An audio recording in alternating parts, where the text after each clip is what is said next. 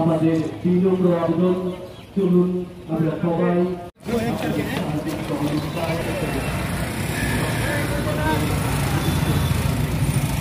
हमने ये जो ऑपरेशन संजीवनी स्टार्ट किया है, इसका मकसद है कि ड्रग्स को सोसाइटी से ख़त्म करना। मैं आप लोगों को बताना चाहता हूँ कि ड्रग्स एक ऐसी बीमारी है जो सोसाइटी की जड़ों तक फैल चुकी है और इसको ख़त्म करने के लिए आप सभी यूथ को अपनी एनर्जी लगानी पड़ेगी। और ड्रग्स अगर ख़त्म होगा तो एक अपन जनरेशन को बचा सकते हैं। तो आप सभी लोगों को अच्छे से दौड़ के और लोगों के अंदर अवेयरनेस क्रिएट करनी है। Thank you.